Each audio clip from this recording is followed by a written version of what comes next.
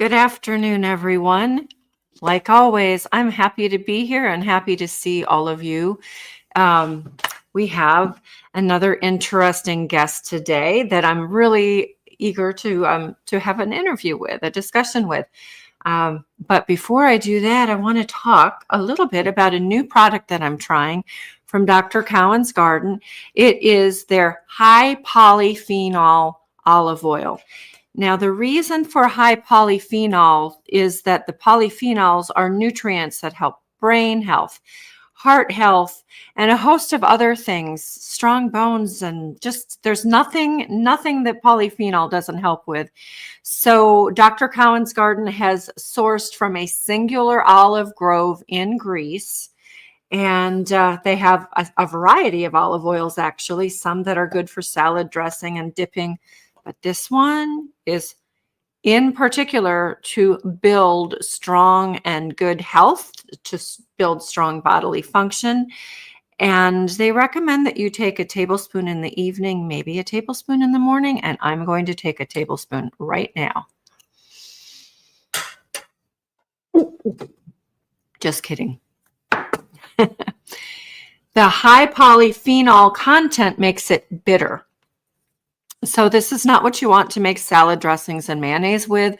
This is primarily for improving your health, especially, as I said, brain and teeth and bone and heart health. So it is a good product to give a try, especially if you're struggling or concerned about any of those areas. And just don't expect it to taste good on a salad, but it's perfectly fine to take a swig and wash it down with some tea. There we go. And of course, we love Dr. Cowan's Garden products as well, the powders, the vegetable powders. As you've probably heard me say before, I use them pretty much every day. I have some chicken stock on the stove right now, gallons and gallons and gallons of it that I'm about to simmer on down, and I'll add some of this. This is my favorite, the savory blend. I'll add some of this and it will make instant soup, and I'll reduce it, and then I can rehydrate it to make soup, stew, anything I want. But GGT20 is the code to get 20% off the Dr. Cowan's Garden powders, the vegetable powders. And then while you're there, do check out the high polyphenol olive oil as well as the others. Okay, so that's a new thing that I'm doing fairly recently. I just acquired that product at our event, actually, at Melvin's Farm to Fork. So with that aside, we're going to move forward and introduce my guest this week, who I'm delighted to have on, my friend Corey Dunn. We've been friends, let me think. I mean, I've known you for a few years longer, but you came to my house for one of my gatherings probably 5 years ago. Oh, wait a second. Sorry, I had you on mute. Now, sorry. Now I can talk. Yeah, at least it had to be at least 5 years ago. Trying to remember if I was pregnant with my fourth baby or not. She was just a little gal then. Okay, so she's turning 5 next month. So okay, it would have been maybe four years ago. Yeah, something like that. But anyway, you used to be the Weston A Price Foundation chapter leader in Maryland, in Frederick, Maryland, and now you've done something wonderful. My family went in the opposite direction of you, but you went in a direction I'd love to go again, which is you moved to Georgia and started a homestead. Yeah, we did. Tell us about that. I don't know how much of the story you want, but we had been living in the Frederick area. My husband and I are both from that area.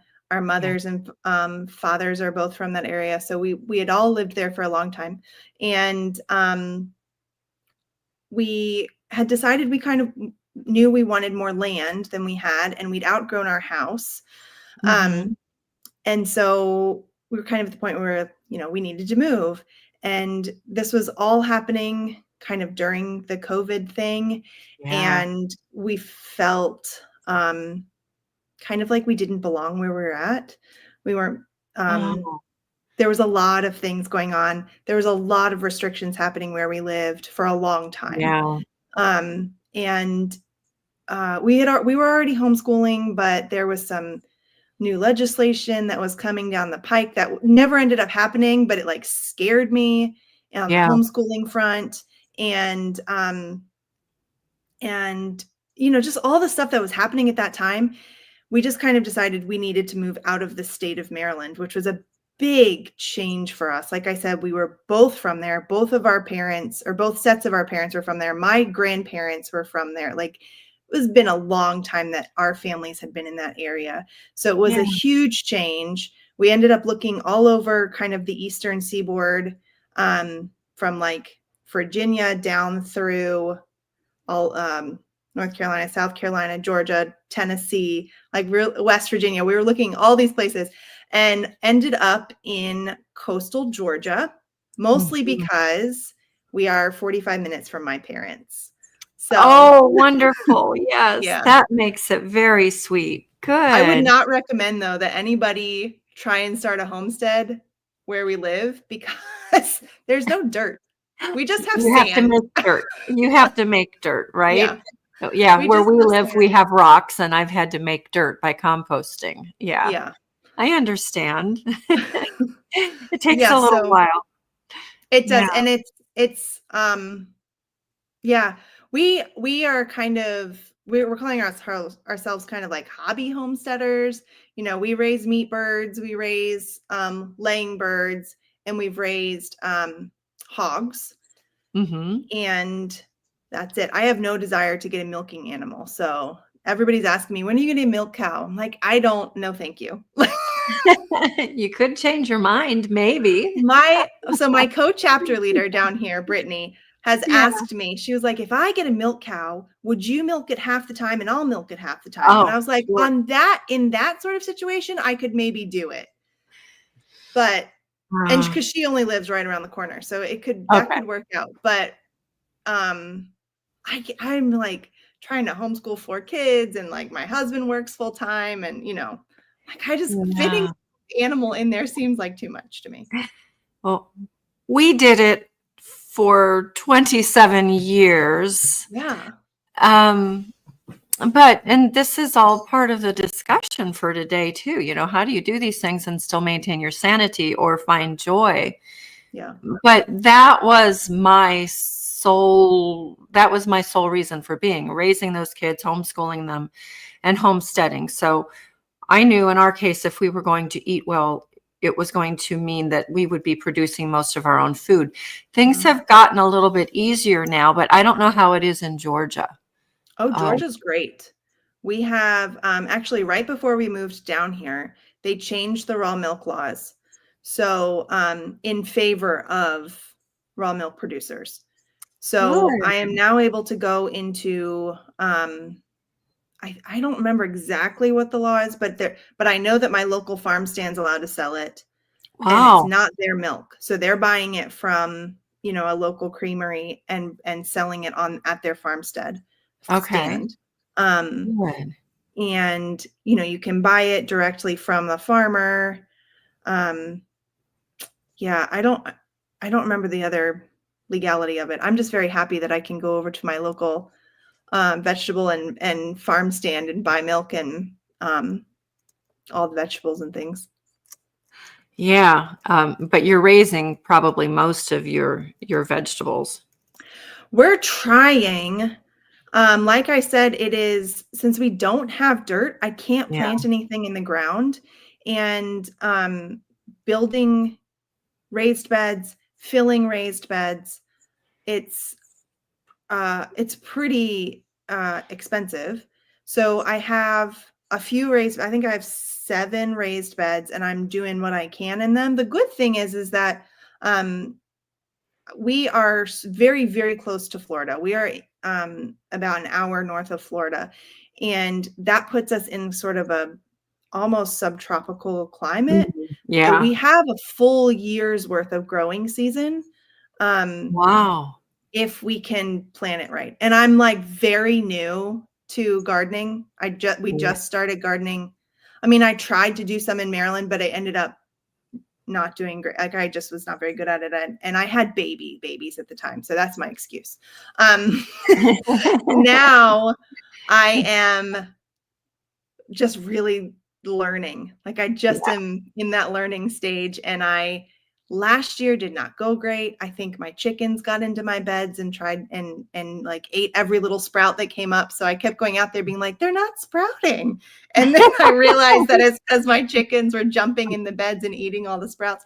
So, and I realized it too late to then be able to plant more stuff, because that's the other thing about living this south, is that it is so dang hot in the summer that you can grow things in the summer, but it is harder because it's so hot. You almost have to take like July through August off with gardening. While other people are really going gung-ho in those months, you're backing off because it's too hot. Because it's so hot, and a lot of things don't grow. Yeah. So, things like okra. I'm not used to that. Yes, okra is great.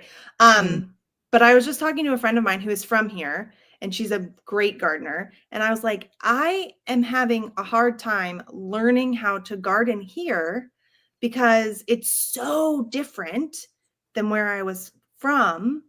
That it's like this whole nother level of learning. And what's super interesting is that there is not a lot of information about it on the internet or any gardening books.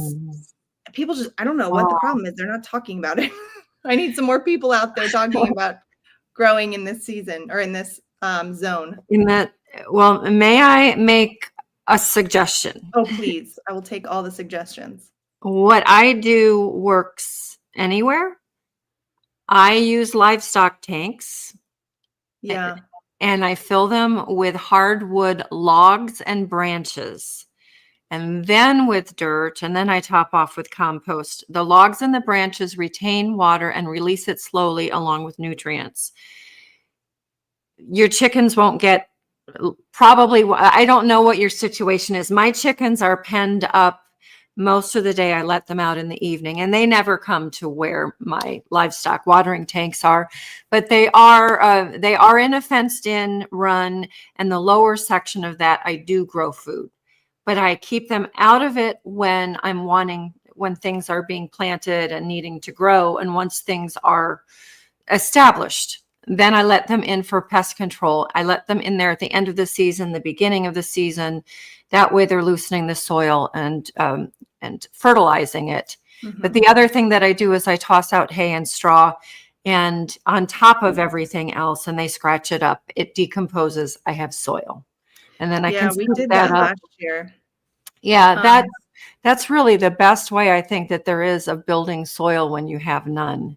Yeah. We did it with the Back to Eden style garden for years on our farm. We just had tree mulch brought in and spread out. I'd spread it out in about a 6-inch layer. And we had dead, compact clay soil when we first had our farm. And within just 2 or 3 years, we had great soil fertility. The same here. But anyway, that's just something you can try. And of course, you can do the same in smaller containers, but that's what I do, and it works anywhere. We both, Judy Moodrock, Judy and Mike, and of course, they're in a completely different zone. They're in New Jersey, but they also have that sandy soil. Well, sand. They had sand, and she composted vegetable and fruit scraps from the grocery store and anything else she could get. So that is a way to build soil.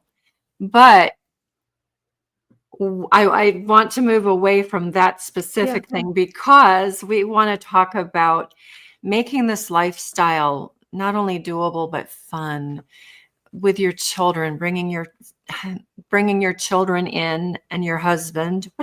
Your husband works remotely? He works from home most of the time. Okay. So he can be there a lot. My husband was either gone for long periods of time or home, but the children and I took on those tasks, and not every task was fun. Like, is butchering chickens fun? Fun? No. No, and you know what? We butchered our own hogs too. Yeah, that's a lot. And it's a lot of work. Yes, it is. Yeah, we did It's a that lot too. of work. Um, Yeah. the thing with butchering that I do think is fun is totally not the right word, but good. Mhm. Aside from, you end up with a freezer full of well-raised meat. Yeah. We usually make it sort of a community project. So it's our neighbor, my co-chapter leader, Brittany, will come over with her husband and her kids. Yes. And oftentimes my brother will come and help. And it's more of a community. And we usually open it up to our chapter actually and say, hey, because it's actually Brittany raises her own chickens at her farm and then brings them over to our farm Yeah. because we have all the equipment and we do a whole butchering day together. Yep. And so we usually open it up to our chapter and we say, hey, we're butchering on this day. Anybody is welcome to come and help us. We'll teach you how to do it, and we'll give you a chicken or two when you leave. Yeah. Oh, wow. So That's it's generous. yeah. Well, but they've stood there and it's, usually November. So it's down here. It's not freezing, but it's not super comfortable to be outside Yeah. all through that because it's usually raining too. Yeah. And, we're appreciative of their help. It does make a huge difference to have another set of hands or two. Yeah. But I We don't know. never I opened find, oh, go ahead. No, I was just going to say that we never opened it to our chapter, although it just never occurred to me. But we did have, like you, neighbors right down the road doing the same things that we were doing. And so they would come over with their chickens, and it got to the point, and you'll get there too, that I didn't even have to do the butchering anymore, that Oh, I we love just made it. a party of it. And we have funny videos of them making the chickens heads talk, just lots of fun things.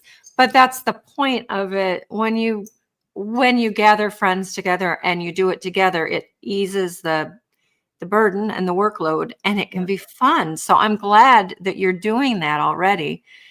Yeah. I find the butchering part to be very difficult, and if it wasn't for community, I think it would be harder. Not physically, but in an emotional sort of way. Like I Yeah. think that, and I remember the first time my husband went and helped some of our neighbors, because this is how we learned to do it. They did it first. Yeah. And he came home and I was like, I'm burdened today. This feels heavy to me. And he's like, yeah, you know what, Corey, it should. Like it Yeah. should not be an easy thing to take the life of a Of an creature, animal. Yeah. no matter what. No matter how, that it's had a really good life and you know that it's serving your family and all of these things. I still find it to be, I'm anxious leading up to it for like a week. Yeah. And I don't know, maybe that's just my softie coming out, but I think that's a good thing. For me, slaughtering the bull calves was the hardest. yeah. And eventually we took to having the pigs processed at an abattoir, because I couldn't do it. My husband couldn't do it. Just physically, we couldn't get it Yeah. done. And didn't have a good place to hang. So it was easier to take them to an abattoir and have them do the dirty work. And then I would break everything down and package it. But it should be a difficult thing because we have respect for the animals. We raised geese because I loved everything French, and we had Toulouse geese. I was so happy to have them. And I thought, they'll be great food. But Corey, I did it once. I couldn't eat it, and I never butchered another goose. Oh, It really? was too hard emotionally. Yep. Wow. I couldn't do it. Their social structure is very organized like people's. They're a family. And so I could not handle the geese coming together, crying, mourning, protesting over that one goose. and all that followed for a solid week afterwards that I won't go into it, but yeah, it should actually feel like you're doing something somber. Mhm. And yet it's a task that needs to be done. And if you can lighten it up, uh, by all means do. And sharing that task with friends makes it so much easier. Yeah.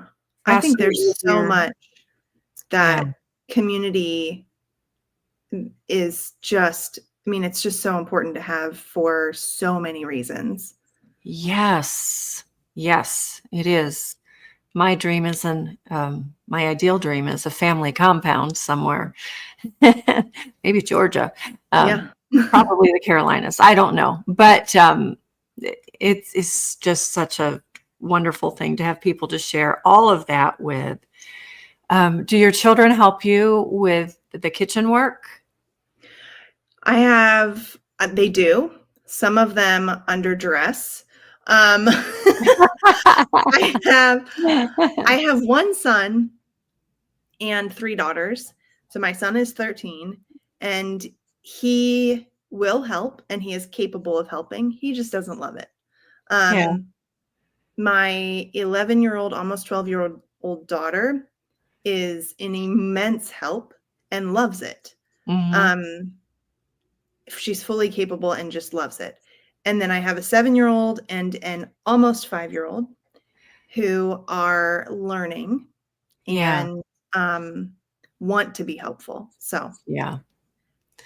Yeah. we're I in have that a favorite photo of one of my kids when she was about 8 years old, and she's in the kitchen chopping onions, and she's wearing um, goggles.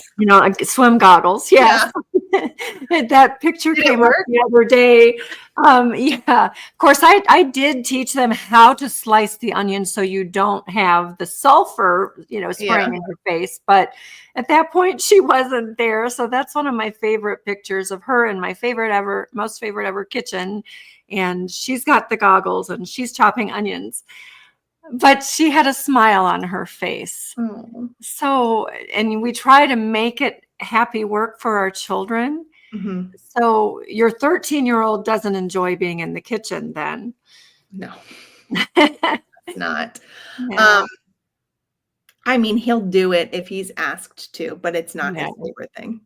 Does he like to go outside and take care of the meat birds or other things like that? No. No, he's very much he would rather just sit in his room with a good audiobook and build Legos. Yeah. Yeah. I That's just his understand. personality.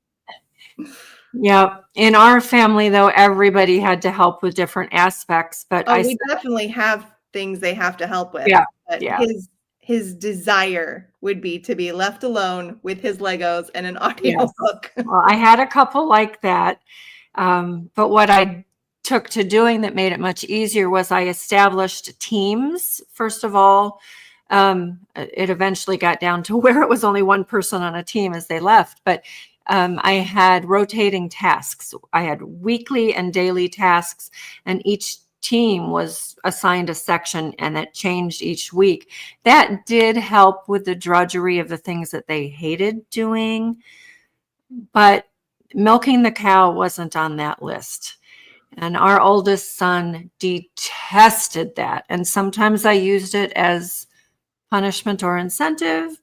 And he recently said, oh, he did more milking than anybody else. No, he didn't. But I'm sure he feels that way because he hated doing it. And I actually didn't like asking him to do it because I knew he hated it. That, Yeah. I'd rather they do the jobs that they like. Do your other kids have favorite things that make them smile and In the kitchen or anywhere on the farmstead? I will say that my son does enjoy mowing the grass. Oh, He has that's a an ride-on important. mower and can do that. He does enjoy that. Yeah. My daughters, all 3 of them like working in the garden as long as Good. they don't we have fire ants. So as long as the Oh, fire ants yeah. are, not biting. And we have just recently discovered that our back field is full of wild blueberry bushes. So, Oh, I mean, good. it's so many. It's really cool. So they go out there and pick those. They love doing that. Good.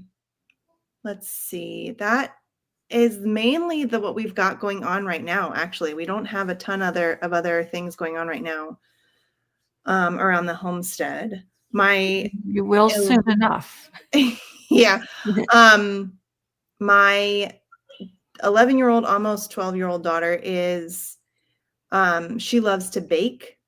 Yeah, good. So that's her favorite thing to do in the kitchen. And clearly most of her favorite things to bake are like cookies and sweet things, which Yeah. is, I'm honestly at the point where I'm like, okay, because it's Yeah. building a skill, and she's only allowed to use the ingredients that we have, which is all really Good good ingredients. ingredients. Yes. So at the end of the day, if we end up with a pile of cookies, I'm fine with that. And she's expressed interest in that being a vocation. Yeah. So I'm, I've had people tell me in this community that you and I are a part of that I should be telling her she has to make savory things or whatever. And I'm like, I don't think that's the call. I really don't. As long as your family is well nourished, and I know that yours is Yeah. absolutely well nourished, then the sweets are okay as a treat, not as, Right. some people just eat them. But I think that what you're saying is what is really important, I think, to me for raising kids is, yes, they have to do things that they don't necessarily like to do, but because you're homeschooling them also, you can move them in directions for things where they have aptitude and that give them joy. And then that can move them into a business or a vocation later on. That's something that the public school system really, I think, robs families of, along with a few other things. If you have to be in that system, I get it.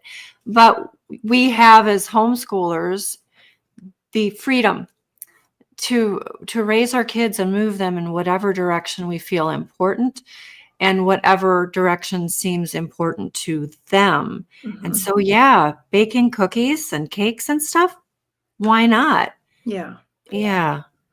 Two of our daughters do have sourdough bread businesses, one in particular. The others kind of stepped back. But then you've got other skills, like for your son, maybe he will like to build things. Maybe he likes to fix things. And that can lead to even just being of service to other people and bringing satisfaction for what he's done, what he's created, or what he's repaired with his own hands. So I think you and I agree that we shouldn't push our kids to just work, work, work and do things that they hate to do, but we want to bring joy into our daily life. And it's not always easy, is it? Sometimes it's really hard. Yeah. Yeah. Sometimes it's really hard. Sometimes it's hard as the mom to find joy in the Oh my. everyday Yes. drudgery, potential drudgery, I guess. Yeah, it is. But if you involve your family, as you are doing, and as I did mine, in the workings of the home and of the homestead, then they feel like they're a part of something bigger than themselves. And it gives them satisfaction and a sense of purpose. And then you find joy, sometimes even in the mundane. But what are some activities that you do on your farmstead, on your homestead, that you do together that makes everyone feel joy and smile and bring happiness? So, when we bought our house, our homestead, we've had kind of an unending amount of projects, Yeah, which I is understand that probably too. everybody's experience. But currently, so it has been, fixing this or building that or whatever, Yeah, over and over and over, and we kind of go from one project into another, and or one project takes months to complete. yeah, And and as we've done that, the kids have been either helpful or at least adjacent. And so right now, actually, the project is that we are building them a treehouse, play Good. set, monkey bars, swings and that kind of thing. Yeah. So really right now the project is for them. Mhm. And they're involved in building it, or at least around while it's being built. And that has been really fun to have a project. Actually, the last two projects is the one we did before that. We built a bunk bed for little girls. So it's been, that's just this whole thing about we're doing this for our family and we're doing it together Yeah. with our family. And part of it is that my husband did not grow up in a home where they were, making their own, building things, fixing things, any of that. I did not either. I had some experience with building when I went away to college because I studied theater, technical theater. So, we were building sets and things like that. But when you build sets, you're not building them for longevity purposes. So there's been this whole thing where we've had to learn how to do things that we didn't Mhm. really know how to do. Neither Yeah. one of us. Yeah. And We and were the same. and I very much wanted to show our kids, or we both, Ryan and I both did, wanted to show our kids that everything is figure outable Yeah. and that we're going to be able to figure this out. We're going to be able to learn how to do something we don't know how to do, something that's really hard. Yeah. And we'll figure it out. Yeah. And that's kind of like a skill or a mindset maybe that is just really important to us to be able to pass down to them. That is super important to give to children, the critical thinking skills, thinking Yeah. it through. How can we make something work? How do we solve a problem? And most kids, I think today, don't really get very much of that. So that is a useful skill in life, period, but on your homestead in particular. And then do your kids, do they feel so proud of themselves for what they've figured out or what they've worked Oh, on yeah. together? Yeah. Yeah. Absolutely. And you can see it kind of manifesting in the way that they play, Yeah. which is super cool too. They'll be doing something and with Legos or those magnet tiles, Oh, I or love those. Yeah. whatever. And they're like, oh, it's not working. What can we do to make it work better? Or, just things like that, where it's really a cool thing to watch it kind of play out for them. Yeah. And then they learn to work together to figure things out. Hopefully. On a good Not day. always. Maybe 50-50. Yeah. Sometimes there are tempers flaring and Sometimes yeah, personalities clash. It just yes, happens. sometimes they do. Sometimes they do. But I think that it is such a blessing to kids and to families and really to all of those around us when we have that kind of a relationship within our family, that we work together, we figure things out together, we problem solve together, we build together. But aside from all the work, we play together too. Do you sit down every evening for dinner and have conversations and maybe pick on each other and tell jokes? And Yeah. So, family dinner is something that's very important to me. yeah, To the point that I don't want my kids to be doing too many outside activities, because I think that it's so important for us to be able to sit down and have family dinner yeah, most nights a week. And right now, this year, it's worked out, so that happens. We have one night a week where we go to my mom's house, and she makes good. dinner, and my brother and his wife and their new baby come, and some friends come, and it's just, a big family dinner thing. Yeah, Yeah, and we do, since we homeschool, we're able to be together as much as, it's my favorite thing. I'm like, why? I want to have my kids around. me Sometimes too. they make me crazy, but I want, our whole little hovel to be together. Yeah, So we do, read alouds together a lot, and yeah, my husband is a huge board game fan. I don't know if that's the right word. He loves board games. And so we play a lot of board games, and we do crafts together, and we swim in our pool together, and we, all of these things where we're just together and doing things that are fun and enjoyable, along with the things that are work. Yes. And we do, we have a tradition of doing a movie night on Friday nights. We used to do that too. I love it. Yeah. That was something we always looked forward to. Yeah. That's a lot of times we'll have the cookies on Friday nights. There you go. Yeah. And ice cream. Yeah. Cookies and ice cream. Yeah. On movie night. We did that for years before we never had cable TV, and still don't. We do have cable internet, but before that, it was movies. Actually, you rented DVDs from Netflix, and we purchased DVDs or previously VHS tapes from PureFlix or something. It's not PureFlix. It was another company that put out good quality family movies and entertainment. So that was a big deal to us because we weren't sitting in front of the TV. You're not sitting in front of the TV, but to watch a movie together, eat popcorn, yeah, and eat your cookies. Yep. And it builds bonds. We actually have a whole system where our kids are allowed, they have these little mason jars with lines on them, and they earn it's actually a like dried corn, it's like kind of big. They earn one of those for completing their schoolwork for the day, or doing chores without being nagged about it, whatever, being nice to your sister. You can earn a little corn for those, and as they fill up their jar, they get to a line, and they're allowed to plan. It's called an epic movie night. Okay.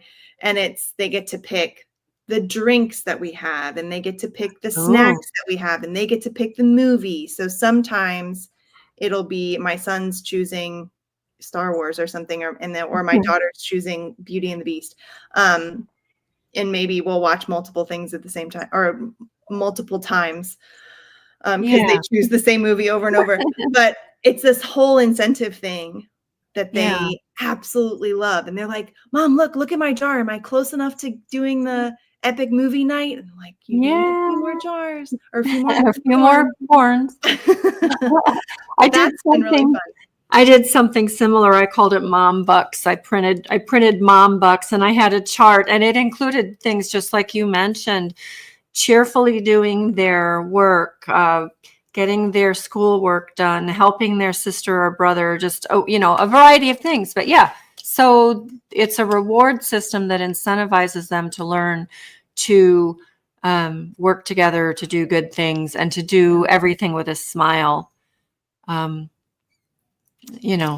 of that we're supposed to learn to enjoy, even the hard stuff. Not that we really enjoy every very difficult thing, but when you're working together, it really does make everything easier, and you're growing tight family bonds. So your children are still pretty young, but I think with what you're doing, you're probably going to see the same kinds of things that George and I are seeing, where our children are one another's best friends. We love to be together. We go on family vacation together most years. We're going to the beach, South Carolina again this year. They hang out together. They go to movies together. They do all of these things, and you're going to have the same experience with your children, and it is so gratifying. You're building a kingdom. I hope so. Yeah, you're doing that. You are definitely on the right path. I know it. I know you, and this whole discussion, we have to find joy even in the mundane. We have to find happiness even in the tasks that are kind of blah. And a lot of that happiness and joy can come from food, whether it be cookies or I know you have a lot of good recipes. I was paging through again today, but I've seen some of the things that you put up on Instagram as well. So I noticed chocolate milk. You got to have chocolate milk up there. Yeah. And you have your kids helping you with creating some snacks. Yeah. What are some of your favorite or some of their favorite things? Some of their favorites. Definitely the chocolate milk. They Yeah. probably they're allowed to have 1 glass of chocolate milk a day. Otherwise, they literally would only drink chocolate milk. Yeah. They love ice cream. Hmm. And we actually, I don't know if you know what the Ninja Creamy. Have you heard of this? The Ninja Creamy. It's Yeah. not necessary to make ice cream. It's like people are saying you need this. It's a great thing. It's not. It's just another gadget in your kitchen. But Yeah. my parents gave one to my kids for Christmas, and my kids are loving it. And you make basically little pints of ice cream that the creamy kind of like blends it up and makes it into an ice cream texture. Okay. But you can make, whatever flavor, and you can use raw milk and eggs and all this. Yeah. I'll have to look that up. So it's Is not it on your necessary. website? No, I do it's have a not necessary. countertop. It's just fun. We used to make it in glass dishes in the freezer, and I would just stir it every couple of hours Yeah. until it was frozen. But I do have a countertop ice cream maker now. I splurged when I had money a few years ago, and I bought one, and I use it a lot. Yeah. I have one that attaches to my KitchenAid Yeah. that I think works really well. I used to have that as well. Trying to think through other things that they love. You make gummies. Think gummies. They love it when we make pasta, which Yeah. is a huge endeavor. It's messy. It's messy. It takes time and it takes kitchen space. Yeah. But it is fun. Yes, it is. And let's see. I think meatballs is one of their favorite things to eat. Almost any sort of meatballs, like Swedish meatballs, Italian style meatballs, like those sausage and cheese meatballs. We make those a lot. Yeah. And they're good just for snacking or even taking on the road. We take them to Cowan. Vanilla with lots of blueberries, please. Oh, yes, we can do that. And you can do that because you have those wild blueberries. I have some growing. I've planted some, but blueberries, we have wine berries here. Have you ever had a wine berry? I love wine berries. I haven't seen them growing here. Probably but we definitely had them. We definitely had them in Maryland. Mm-hmm. Yeah, I never saw them in Pennsylvania except for in the state forest. But here I've got them all over my yard. And they have wild blackberries here. I've seen those. Yeah. What's funny is like we don't really even have dandelions. Like that's how that's how messed up our not soil is. Yeah. Yes, I understand. And that sort of boggles my mind. My yard is covered in dandelions right now, waiting for someone to be home to mow. When we were in Maryland, I would literally just go out to my backyard and make a salad out of the dandelion. Yeah. I was like, I have so much of this. Yeah. I need to do that with the kids. We have grandchildren living with us for a while right now. And yeah. Yes, lucky me. The other thing I was going to say is that my kids really love Pop-Tarts. So, we'll make that with sourdough pie crust, and then you just put some homemade jam or fruit in it and then bake it in the oven.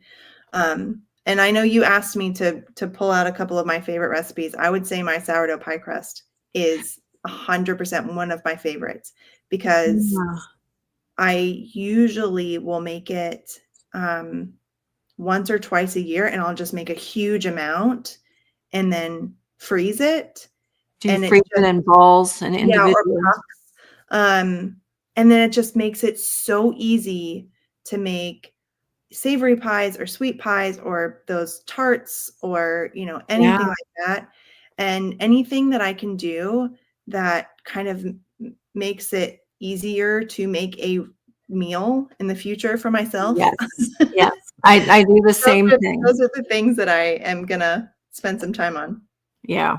I still do that. And I only have an 18-year-old left at home. Now the grandchildren as well. But I do that because we're busy. It makes life so much simpler. It's easier to meal prep in large amounts and tuck it away than it is to constantly get everything out, chop it up, mix it up, clean it up, and do it again and again. And I do think that helps a lot with keeping a household happy. Mm-hmm. I wish I would have done some of the things that I've taught myself to do now. I always batch cooked, batch baked, did gallons of kraut or gallons of broth at a time. I'm continuing to do that, but even on a larger scale. So it does make life a lot easier. It's much faster to whip a meal together and there's a lot less mess. So that helps to keep things happy. And especially when it's hot outside, it helps for it not to be so hot inside. Yes. With tempers as well as temperature. Yeah.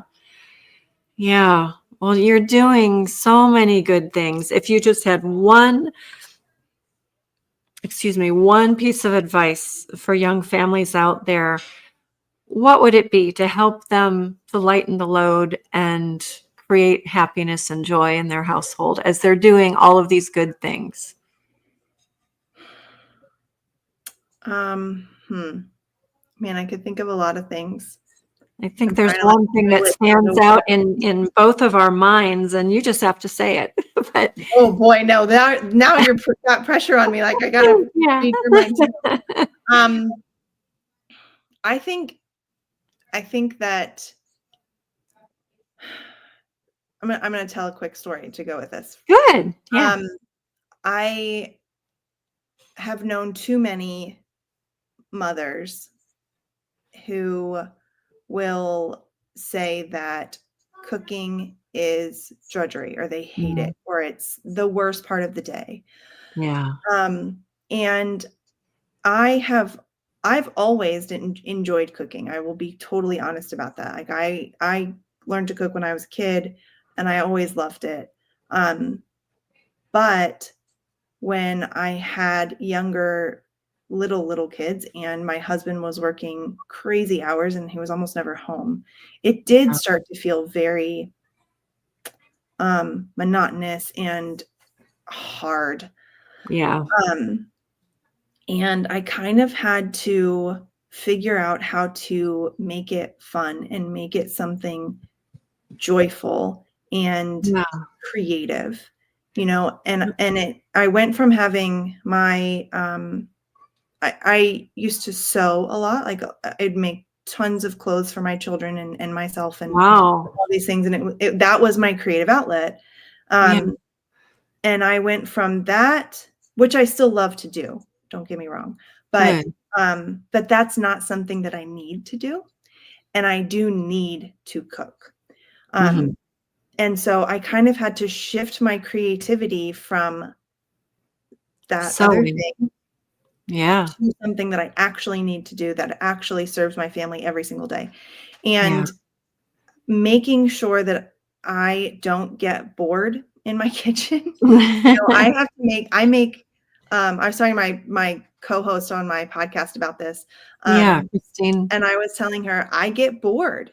I can't make the same thing multiple times, even in the same month. Like some people will have a meal plan that they just kind of recycle every week. I can't do that. I can't either. Just boring to me. And I see my time in the kitchen as being my creativity. And a skill that I'm developing further and further and further, whether that's, learning about how to slice things better or just whatever those skills are in the kitchen that you want to develop a little bit farther. Not to say that you have to be like, a fancy chef, but just kind of going, this is something that I can refine and become better at.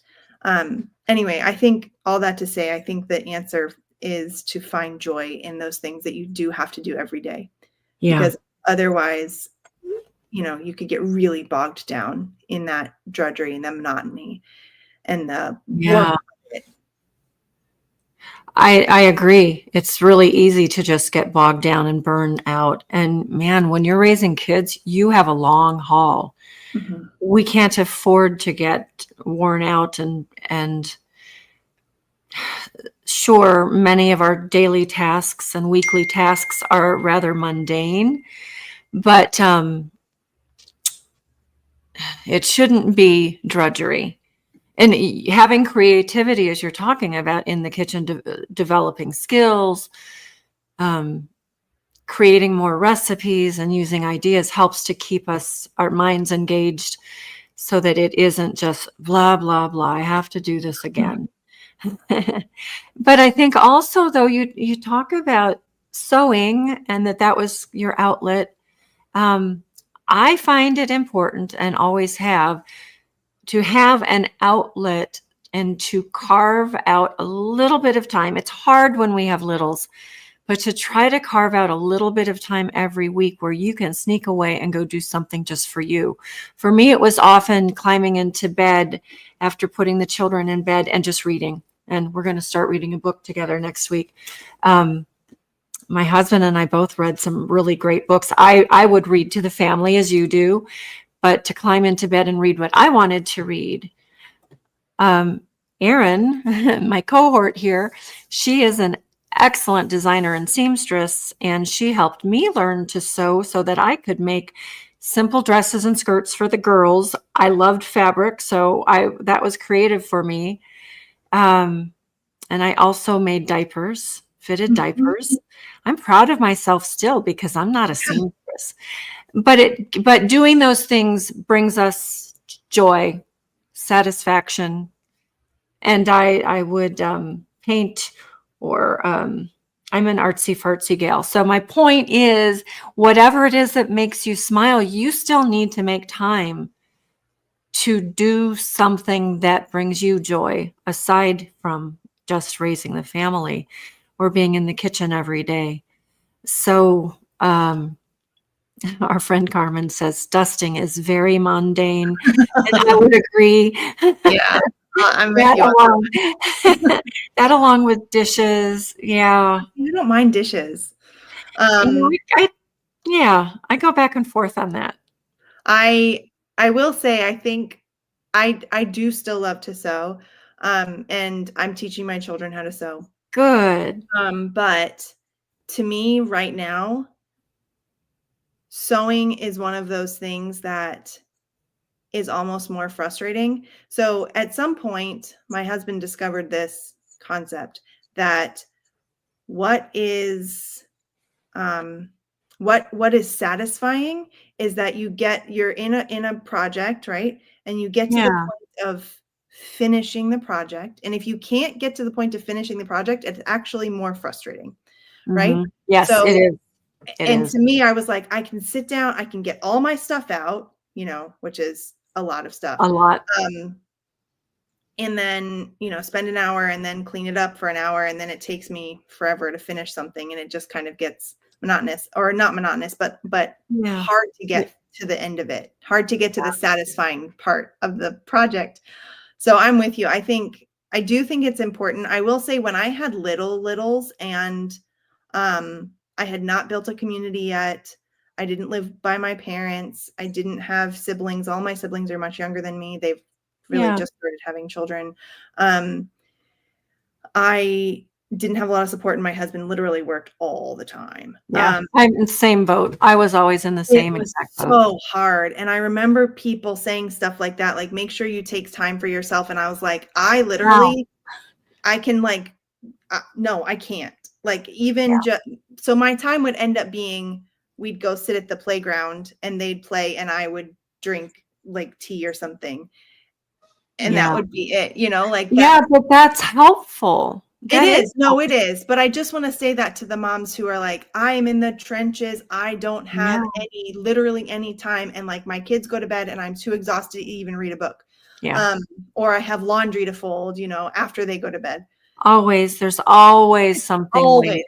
always something. And being able, I think, to just recognize that there's always something, Hmm. it's actually kind of freeing. Yeah, because it will still be there in the morning. It will be. It absolutely Yeah. will be. And if your brain needs it to be done, that's fine. But know that it is okay to kind of let it be. Yes. Yeah. That is a hard lesson for some of us to learn, but that is an important lesson. Yeah. Yeah. And we were fortunate that my husband had a shop at home. So when he was building furniture, cabinetry, doing millwork, he was at home and the kids would see him. They'd go up and down and he'd be around for meals. But otherwise, he, especially he would work in DC while we were on the farmstead in Pennsylvania. So he'd be gone all week. And then he'd come back and we'd have the weekends. Saturday would be get all of the stuff done that he's not there during the week to do. Mhm. And then Sundays were a whole nother story. Worshiping God is our highest priority for the week, but it's exhausting when you got to get the cow milked and, all of the things that you have to do, feed the chickens and all of that. And then Feed the and children. feed the children too. Oh yeah, you got to do that. I know that happened to me today. My son came up and he's like, Mom, it's 12:30. Are you going to make lunch? And I was like, 12:30? Oh my gosh. I How know did that happen? I've gotten lazy in that, except for that my daughter and I do share. We help each other. We cook back and forth. But yeah, if George isn't home, which he's not usually during the day, I don't actually have to make lunch. I make him lunch and send him off in the morning. But yeah, our youngest is off working most days, so. Other than the grandchildren, I don't necessarily have to, but when your kids are young, man, it's a lot of that. Mhm. And when you don't have grandparents and aunts and uncles around or a supportive, our church family was supportive in some things and not in others. They thought we were nuts for what we were doing. So our Weston A Price Foundation chapter became our support system. And occasionally we would help each other with things like butchering or just visiting one another. And that lightens up the load. And it's wonderful for the kids to make friends with somebody other than their siblings, and have time to do things. So and I can remember it all so very clearly. You are in a place now where I was 20 years ago. And well, I was there for um, our children range from 18 to 40, so about a 22-year age span. So I was in the trenches for a long time, and all was not just roses and mulberries. Oops, mulberries too. I don't like mulberries, by the way. Oh, They I have too love many. mulberries. Love I them. grew up climbing a mulberry tree and eating mulberry pie and all of that. It's just not my favorite. Wineberries, that's different. Anyway, we just have to keep an attitude of adventure, curiosity, and realize how important the work is that we're doing. And women, of course, motherhood is so undervalued today, although I think that's beginning to change. The most highly privileged thing that I've ever done in my life, and I'm guessing yours as well, is to have the vocation or the name mom, motherhood, and being a wife as well. It's not all drudgery. It can be difficult, but we can lighten it up and make it something wonderful and good. And Corey, I enjoy watching you. Oh, I thanks, always Marie. know, I'm not great at engaging on Instagram and all of that, but I'm watching and on Facebook as well. And I love seeing you when we have the privilege of being together. It is wonderful to watch you and other young families as you take this walk away from a standard American lifestyle, a standard American education system, and a standard American diet.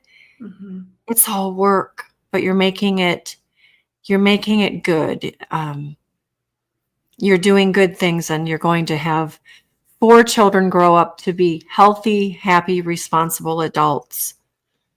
And Well, I just want to say thank you and the other women out there like you who really did start it for us, because I know you and my mom and the homeschoolers back in the 90s and yeah, the homesteaders and the real food mamas back in the 90s. You guys had it way harder than we have it now, and we are very thankful for what you pioneered for us to be able to follow in. well, thank you. There were a lot of us doing good things to that end, and people were doing this in the 70s when it was really, really frowned upon. And some of them were doing in secret what you and I are talking about because they didn't want to lose their children. Yeah. So, yeah, it's an important mission. And I know you and Christine have an interesting kind of dichotomy because I think you're 2 very different personalities. We are, yeah.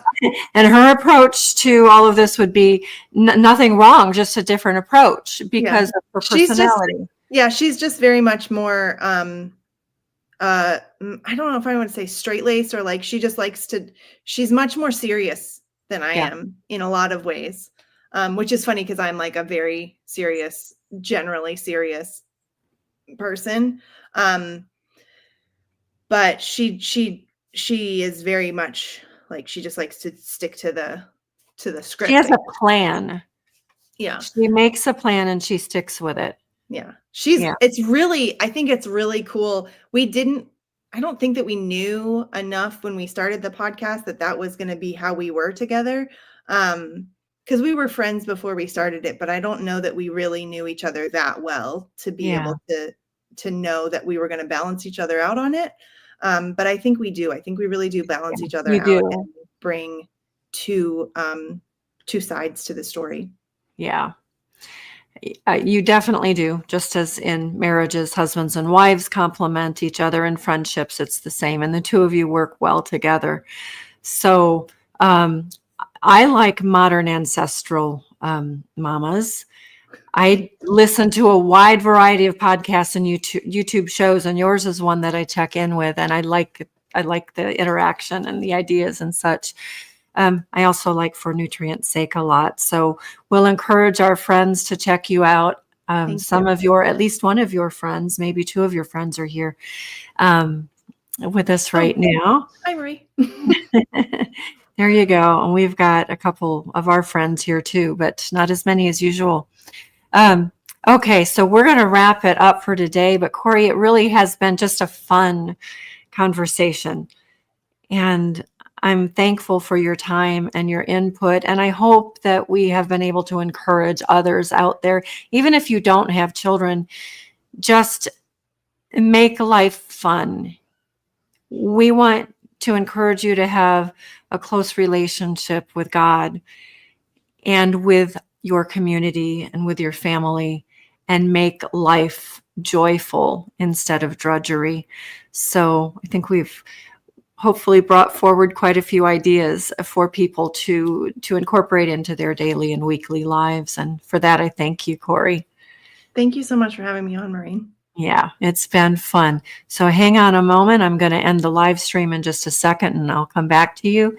But to those of you watching, next week, we have a pre-recorded interview with my friend Pam Schoenfeld. It's a really interesting conversation about nutrition and building strong, healthy bodies and the role that certain nutrients play in that. We talk a lot about vitamin A in particular, but beyond that. So that will be a conversation that is definitely worth listening to. I'll be traveling to the Homesteading Life Conference in Vandalia, Missouri. So that's a good time to pull on a pre-recorded conversation. So for this week, we'll say goodbye. Thank you again, Corey, and we'll see everyone next week.